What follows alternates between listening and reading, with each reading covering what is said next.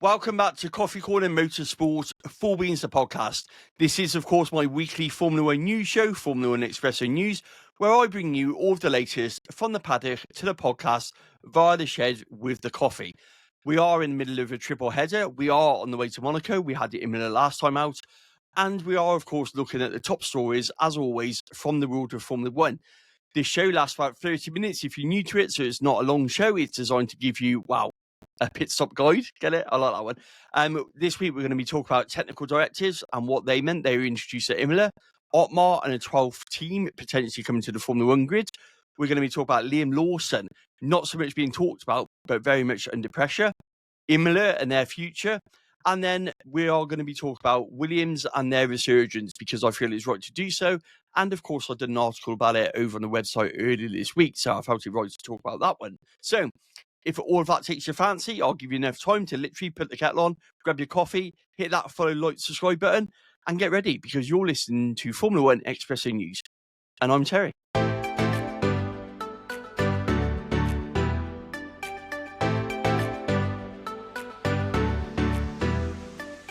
Technical directives. We got to start the show with this one, haven't we?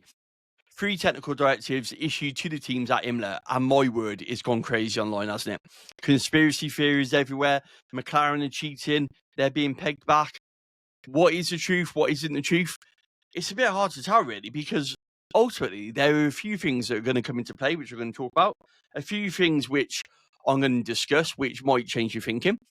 And the reality is we don't actually know. We've got to take the information with what we do know, so the facts of it. And the problem is, even with those facts available to us, people would always spin it. They'd always put a narrative on it. They will always do things that suit their own agenda in terms of getting the message out there. There will be some people who sensationalize it for clicks and tricks and all those other bits. There'll be some people who, like me, just like the facts and just want to know what's going on and what it means. There'll be some people who, of course, just cry foul play because it's Formula One and we're in murky territories of grey areas of regulations.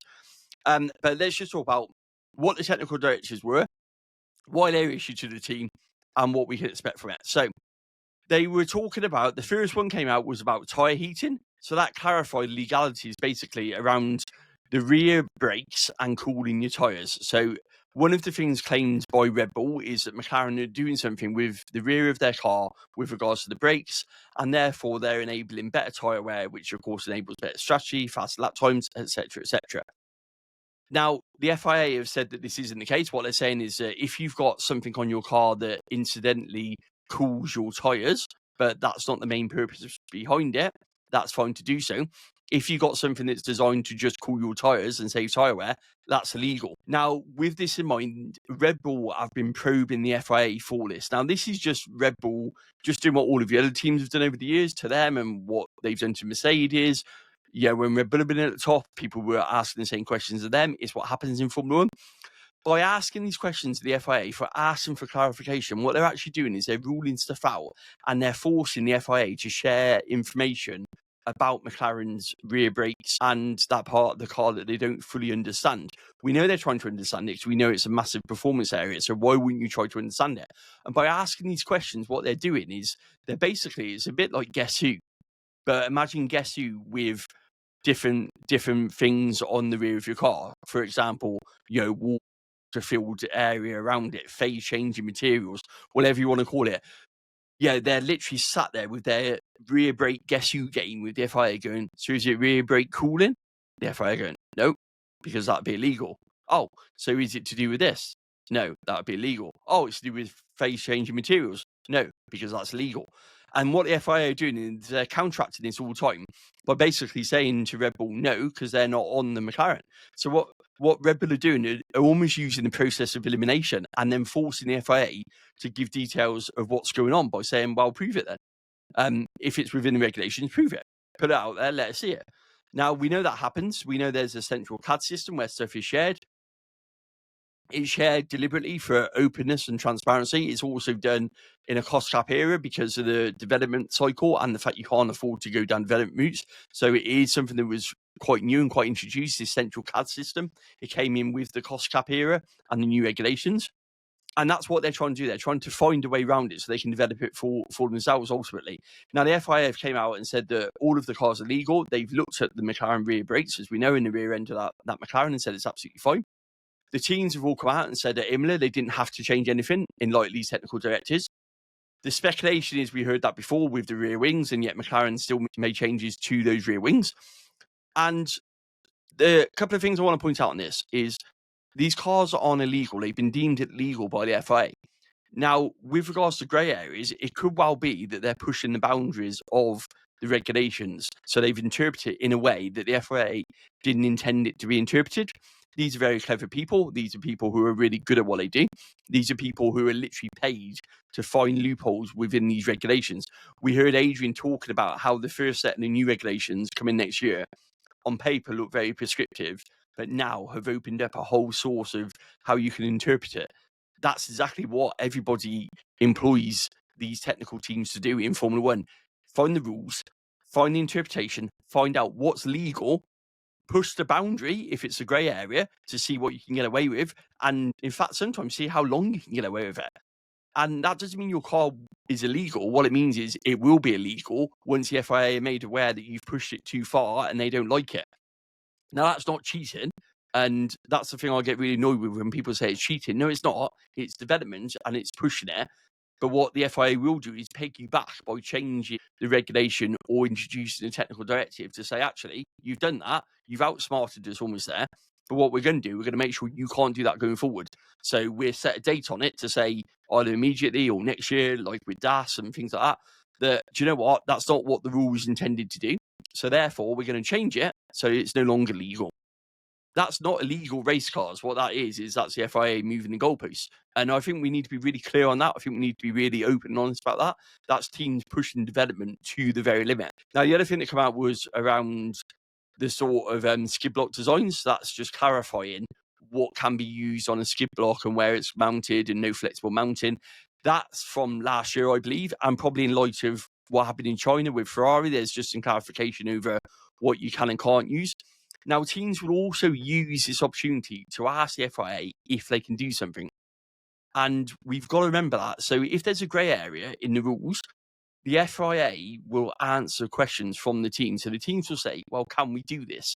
Because we've got this idea.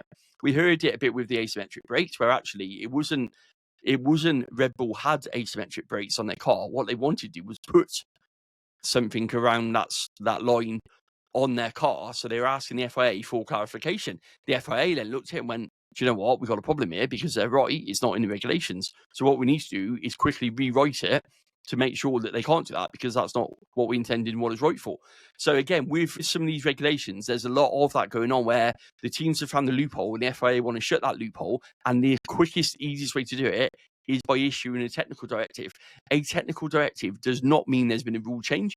It does not mean that someone's had something illegal on their car. What it means is the FIA are closing a loophole they no longer want to see. That's what they want to do. Ultimately, we're in a sport where legality often walks the line between innovation and loophole. Even an unchanged rule can change everything. And that's the point. Yeah, you've got to remember that. There's certain things in Formula One where we have to do that. Now, the third one is more around the front wing, which is, of course, coming in next week from Barcelona. With regards to the flexing, they were just clarifying some bits on there. Now, did it affect performance? We obviously saw a change at the top. We saw a superb drive by Max Verstappen to win the Imola Grand Prix. And we saw that McLaren's pace didn't look like it was normally there. So instantly, the conspiracy theories are out. Instantly, they've changed something on their car. McLaren's been pegged back. We've got a problem here. And this is where circumstances come into play, and understanding the bigger picture also gives you an idea of what's going on. 8 teams brought updates to Imola. So I think it was Williams, and I want to say Sauber was the only teams who didn't. Now, every other team brought an upgrade of some point to Imola. Now, with an upgrade, or an update I prefer to call them, because they're not always an upgrade, but the whole point of an update to your car is to improve performance. That's why you bring them to a track. That's why you bring them within Formula One. You're updating your performance. Now, Red Bull were amongst the teams who've done that. Red Bull have worked very heavily on updating their car. they've gone very little and often with their updates this season, very much introduce one at a time to make sure it works before they introduce the next one. Not a big package, very much a step-by-step guide to get them to where they want to be, including some stuff we haven't seen, such as the way they've done the interior radiators, stuff like that. They've changed the design of those as well. So Red Bull have been working on closing that gap. We know that Helmut Marko talks about Imola being a big point of reference for the team.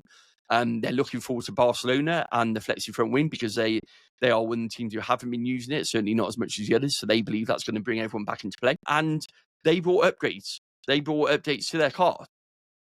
With regards to, is it because of that, or is it because of the technical directive? We don't actually know. Now, like I said at the beginning of the show, the teams are saying they didn't change the cars. They're saying they haven't changed anything on the cars. They're all perfectly legal. McLaren has said that.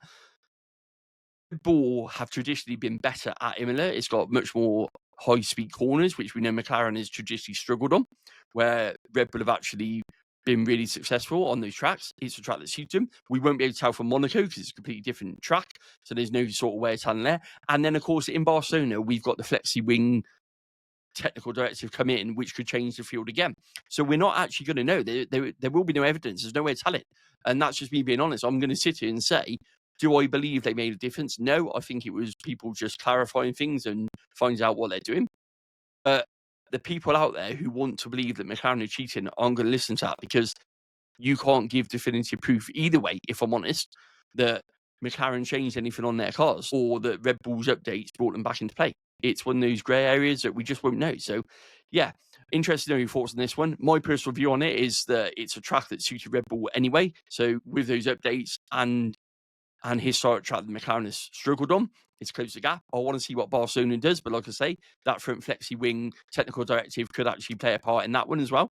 We know that McLaren have been a heavy user of that in terms of that regulation and pushing the grey area on that one. So I'm not too sure we're going to get the answers we're seeking for on this one, but I think it's interesting the way it's played out. And I, for one, believe it's just Red Bull trying to figure out what McLaren are doing with their rear brakes and the rear of their car so they can implement it on their own car, if I'm being honest. And they want the FIA to do the heavy lifting and do it for them. Right.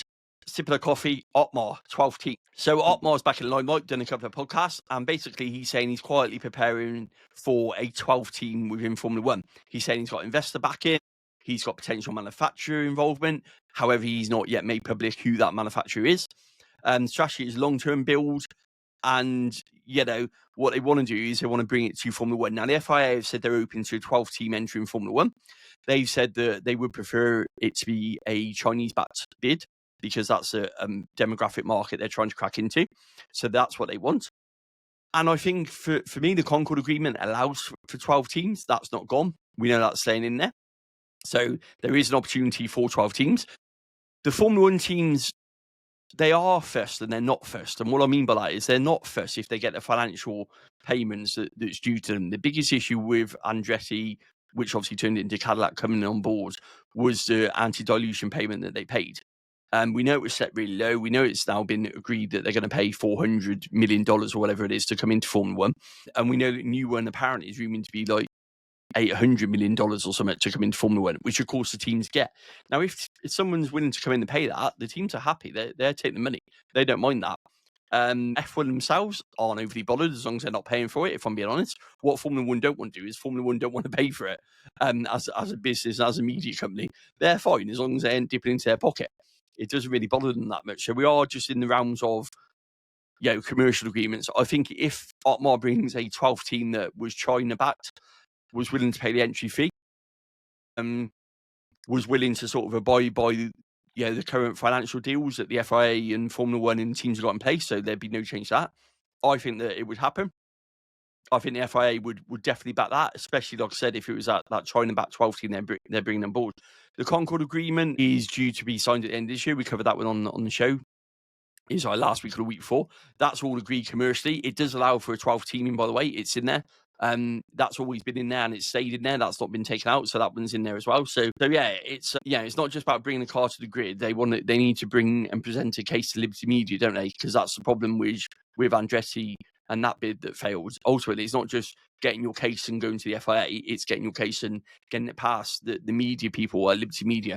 Because as much as we want to say the FIA got power, with Liberty Media having the veto option as well, then you've got to get it through both, haven't you? And that seems to be where the Andretti bid completely failed on. They didn't have the backing or the support of Liberty Media, so they didn't get through, whereas Cadillac have. So, yeah, we can all debate the reasons why that is, whether it's personal or business or whatever it may be, but Andretti's bid didn't have the backing of Liberty Media, and that's why it failed ultimately, whereas the Cadillac bid has. So I think any bid that comes in, they would be, Otmar would be smart to work with Formula One first to make sure Liberty Media have got that back inside of it. And obviously the teams, he's obviously well liked in the paddock still. Certainly knows what he's doing in terms of team principle, that side of things. So I think it would be good for Formula One. I've always said more cars, more opportunities, more drivers. It's not a bad thing. So yeah, bring it on. I say bring it on, Otmar. Get it signed, get that Concord agreement done, and let's get a 12 team in Formula One. Liam Lawson under pressure. I want to talk about a bit around Liam Lawson. It's not something that's been talked about a lot, and I think that's one of the reasons I wanted to talk about it. Ultimately, Liam Lawson has got to be under pressure. He got obviously demoted, really unfairly, let's be honest about it, for obviously Yuki Tsunoda.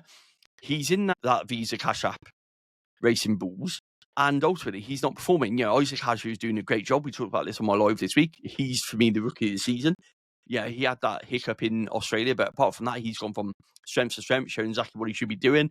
A lot of talk now about him being promoted up to Red Bull. I hope he isn't, because I want to see him do well. And I think that him learning at Visa Cash App RB is the right environment for him currently. And I think with the uncertainty around Yuki Tsunoda in his future, I think Isaac would be better almost staying where he is and establish himself as number one driver for Visa Cash App Racing Bulls. I think that's the better bet for him currently, with just how regularly the second seat of Red Bull changes. We know that Red Bull haven't got many options. We talked about this on the podcast before. So we know they haven't got a vast amount in reserve. We know that they've got, obviously, Iwasa and they've got Lindblad as well. But they don't want to promote Arvid up too soon. They've already said that. They want to give him the season at Formula 2. So I think that's why they're holding back on that one. Iwasa, sorry if I pronounced that wrong, we haven't really seen or heard a lot of, which is quite unusual with a Red Bull rookie. We normally see and hear a lot of them, and we haven't heard that, which is quite interesting. I haven't seen that. And, Red Bull look for these standout performances, don't they? They talk about wanting, safe performance, but they don't. They want people to really stand out and performance-wise on that one. And, the problem in the Red Bull system is, you're never just racing your teammates. You're racing a driver who hasn't arrived on the grid yet. You're racing a pool of drivers who are ready and willing to take away your seat. So even comparing against your teammate isn't always enough.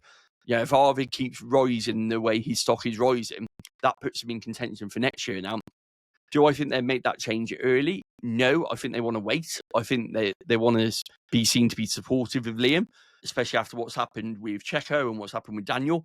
I think by letting Liam see the season out, they will lose the early season move and just put it as we're being supportive and see what happens. I think there's big question marks over what their future looks like, with obviously Yuki Tsunoda not being part of the Red Bull family going forward because of that Honda deal ending. We know Honda paid that big chunk of money to put him in that Red Bull seat for the rest of this season. That runs out next year.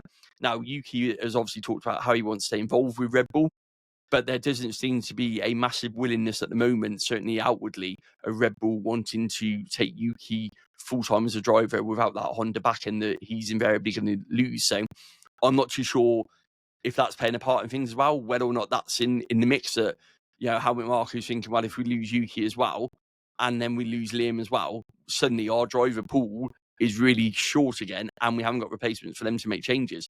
So I do think there's a bit of dilution in that Red Bull driver pool that actually is going against Red Bull at the moment, but probably favouring Liam.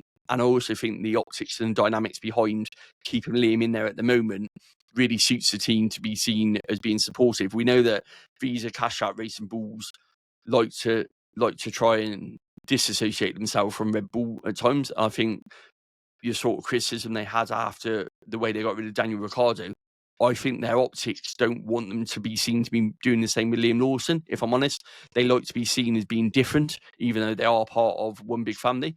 So I think there are certain things in there where they want to be seen to be doing differently. And I always felt, at least in the past, that they like to be different with the way they handle and look after their drivers. And I think that's kind of what they're trying to do in this instance, which, like I said, is really favouring Liam. I think it's really good for Liam. But ultimately, is it going to be enough to save him at the end of the season? He needs to start getting some points on the board and pretty soon, because Yeah, like I said, Isaac is performing brilliantly, has taken the challenge, taken the mantle, developing, showing that he's a future driver. And the other thing that Red Bull will have to be worried about is at some point someone will come knocking if Isaac keeps producing those performances and no one does anything about it. Yeah, it'd be interesting to get everyone else's take on that. Do you feel that Liam Lawson's under pressure, or do you feel that ultimately he's fine and he's going to be fine till at least the end of the season, which should give him time to hopefully improve his performance and develop on that sense? Cool, flying through this week, aren't we? Right, Imola and their future. So Imola is going to be off the calendar for next year by all intents and purposes. I've seen a provisional calendar for next year. It's not got Imola on it at all. There's been no talk of a contract announcement in terms of the extension. We normally always get it. They only had this year because of the year that got flooded off, remember? So Formula One added an extra year into it, so they weren't intending to race there this year either. So they've had plenty of time to organise and get an extension put in place. Ultimately, they don't make enough money. In modern Formula One, history isn't enough. Money is a new legacy in Formula One when it comes to Liberty Media.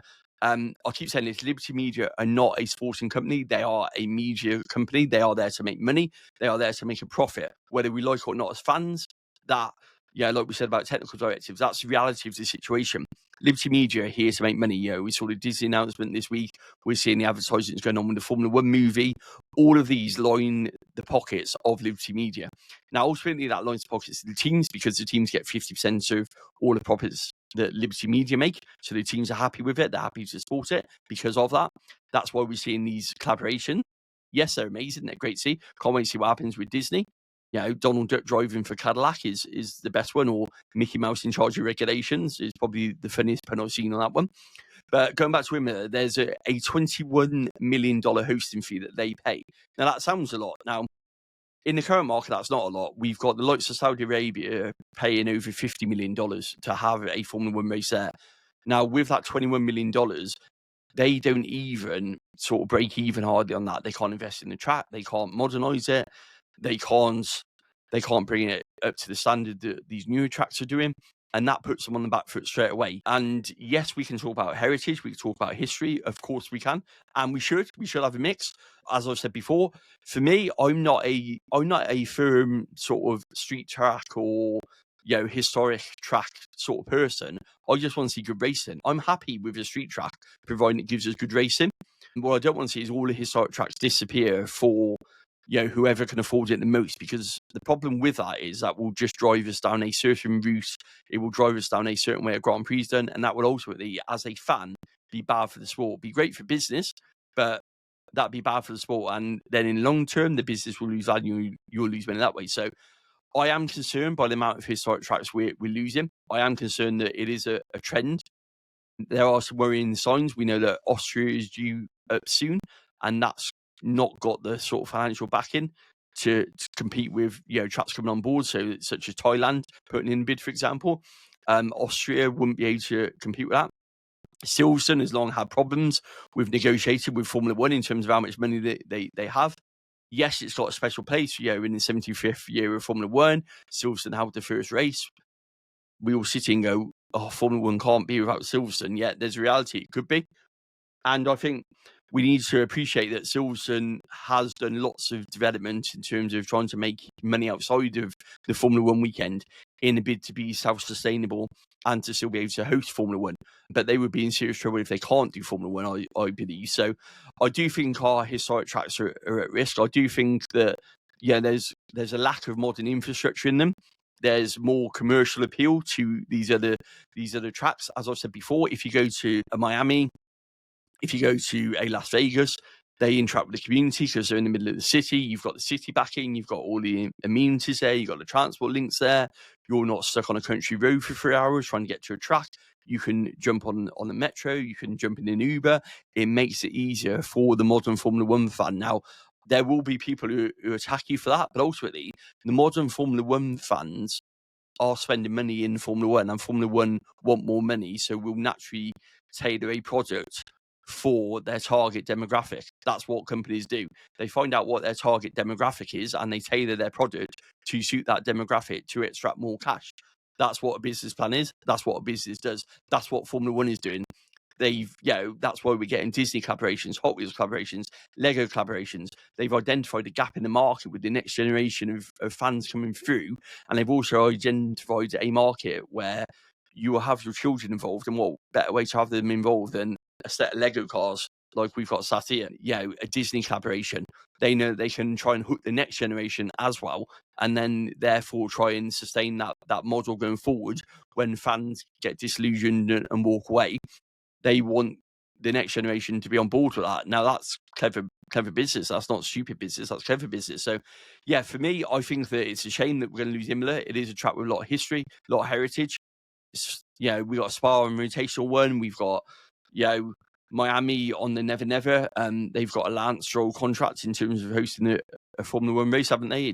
It's going on forever and ever with that announcement they made.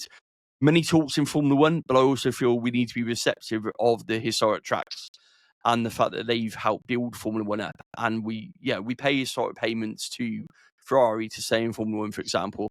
Maybe we need to look at what we do with the historic tracks and maybe have a banding in there. If we're sticking to 24 races, which we are, Stefano Domenicalo's done an interview on that one recently where he said we're not going to go above 24 races.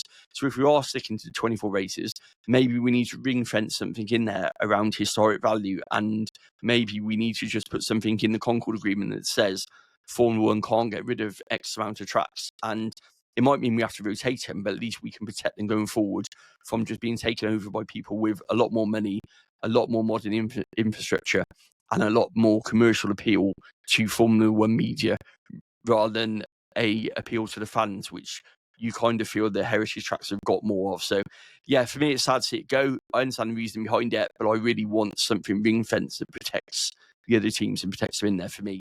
That's what we need to do. 24 races, there's no reason why we can't do that. Almost have like a tiering system that says if you're an historic track in Tier C, you don't have to pay as much as a new track coming on board because you've got the history and that side of things. So you're still paying a lot of money, but just not as much as those ones. That for me would be a good compromise. Whether or not Liberty Media go for that, I don't know. Ultimately, they're there to make money, aren't they? And then finally, we're going to talk about Williams revival. I've got an article for this one on the website, so shameless plug for www.coffeecornermotorsport.com. Head on over there and read the articles. I've got this one on Williams, but we haven't talked about Williams, 5th in the championship, more points now than what they've got in the last 2 years, on the march upwards. That FW47, is it? I always get mixed up what the name is for the new Williams. I'm pretty sure it's that one. I could be wrong. But this year's Williams looks a lot more settled. It looks a lot more like a car that's got a steady performance level rather than one that's unpredictable. They're getting the points. Alex Albon's driving remarkably well. I said at the start of the season that I felt with Carlos coming on board, it would be now or never for Alex in terms of making sure that he could make that step up, making sure that he could prove that he is Williams' driver. Carlos has helped push that. Carlos is showing signs that he's now getting to grips with the Williams, I feel. He's showing signs that he's getting more comfortable, which is great to see. There's no doubting Carlos's talent, no doubting Alex's talent. So they've got two drivers who are immensely talented. James Vowles feels like he's on this upward trajectory since he joined Williams. He's talked about what the next steps are. We know they've got planning permission in with Grove Council to improve the facilities. We're not talking about Williams as a backmarker. They've got good commercial deals now. They're in the middle of the table. It feels good. It feels right. It feels right to see Williams up. Maybe there's a bit of nostalgia. We obviously saw Damon Hill at the Silverstone Museum last week. Had our picture taken with, of course, that championship winning Williams of his, which was great, by the way. Huge thank you to Silverstone Museum for putting that night on. And for me, as a fan, you want to see Williams back. One of the most successful constructors in the history of Formula One, built out of a garage. They are the team, the biggest independent team ever in Formula One and such. So, I know that, in terms of modern day, we've seen Red Bull grow and grow, but Red Bull are backed by a major company in terms of obviously the energy drink. Williams weren't. Frank Williams built that for nothing. Now, I know that their ownership now doesn't put them in the family-owned business side of it, but they are an independent team with a load of heritage on the grid. We all like the fact they stayed on the grid, and I think everyone is getting a feel-good story about the rise of Williams at the moment. I think everyone's feeling good about James Vowles, doing his magic as such at Williams, and what a fantastic team effort. Like I said, two great drivers. 2026 is a reset. I've said before, I feel that that's the telltale year for James Vowles. I think that he's promised so much to that point, so he's got to deliver. in the sense of he talked about that being the game changer for Williams, sacrificing a lot for 2026. I do believe they're going to tail off this year. Whether or not they got enough to hold on because of what they gained, I hope they do. But how great was it to see Alex Albon, scrapping for podiums in Imola and on merit as well? We're not talking about Williams, just getting there because, someone blew up. We talk about a team that's there on merit. Do I think they can get a podium this year? I think it's not out there as a possibility, but I think they need a bit of luck. I don't think they've got a car that's a podium car, if I'm honest. But certainly it feels like they're the Haas of this season. We saw that resurgence for Haas last year. It feels like it's Williams this year in terms of being the lead car in the middle of the pack as such.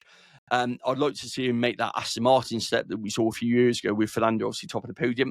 Like I say, I don't think they've got it. They haven't got the updates come in to make me believe they can do that currently. But of course, 2026 is that massive reset. So yeah, for me, the only thing we got to worry about is you've got obviously Sauber, which is obviously going to be Audi for next year. You've got Visa Cash App. You've got Cadillac coming in. That midfield is tight. And, ultimately, Williams isn't just building a team back up. They're trying to rebuild their reputation as a Formula One team. Their reputation got slated. A lot of newer fans probably maybe didn't understand the heritage and the history that Williams had when they just saw a Williams team that was just struggling to stay in business. It's nice, like I say, it's nice to see it. And I do believe they're building a team. I do believe that James Vowles is the right person taken forward. I believe that the company in charge of Williams are doing a really, really good job as well in terms of investing, in terms of doing what they can within the confines of the cost cap, which is restraining them. But I think they've made some really smart business decisions. They've employed people to come on board. There seem to be some really smart strategic decisions. Their social media is buzzing at the moment. The app's great. The reminders you get off the app are brilliant. So I love the fact they're doing the calls now with drivers before race weekend. It's pretty awesome. Everything is on the up for Williams, and I'm here for it. I want to see Williams do well in Formula One, so I'm glad that Williams are. I'm glad that James Vowles is getting the recognition as well. I think it's no surprise to me that Mercedes have gone backwards since James Vowles left. And we talk about Rob Marshall leaving Red Bull to go to McLaren and how that could be a turning point. Not enough is being talked about James Vowles leaving and the Mercedes downfall either. Not enough is being put into that for me. And I, for one, think there's definitely a link between that as well. I think James Vowles is very underrated, very intelligent man. I love listening to James Vowles' debriefs. I can listen to him all day. So that would be my dream interview. If we had a dream interview, it would be to sit down with James Vowles over a cup of coffee and chat Formula One, because I find his conversations, and whenever he's on a podcast, it's like first on my playlist, that's for sure. But for me, seeing Williams do well is great. It's great for Strike fans. My dad loves it, so that's always good as well. So yeah, onwards and upwards from Williams, and I do believe they're here to stay. I just feel we need to be prepared that the second half of the season might be in for a bit of a rough ride whilst they switch off development. But also remember, everyone else is going to do the same as well. So it might not be as bad as we think it is. And that's pretty much it. We're over the 30-minute mark. Wow, I've talked for far too long. I just want to quickly touch on the website. Now, for those who know, the website was set up at the beginning of January. This is a passion project for me. This isn't my job, my place of work. My job is looking after our children. My job is making sure their care needs are right. I share this because it's great for me mentally. It's what I firmly talked about. I want this to be an inclusive place. I want this to be what it's grown into, a safe space for people to come and get information, that people can get information in a fast manner, in a manner they enjoy, with the facts. The website, I've just obviously introduced the articles this week, so a massive thank you for everyone who's clicked on that. We've had over 4,500 clicks on the website in the last 30 days or so, most of them in the past week or so. I introduced Formula One news to the website. I was just doing race reviews before, but I wanted to introduce the news onto there. It's something I've always wanted to do. I find writing the articles really good for me because it gives me an outlet, and also it allows me to do stuff when I can't always record a video. It allows me to go into a lot more detail. They are designed to be sat with a cup of coffee. It's the name Coffee Corner.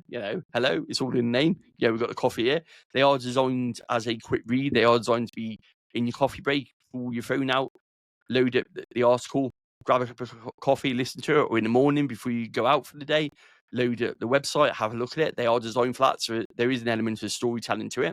I'm not a journalist, in the sense I don't claim to be one. I've never had experience with it. I'm a retail manager by trade.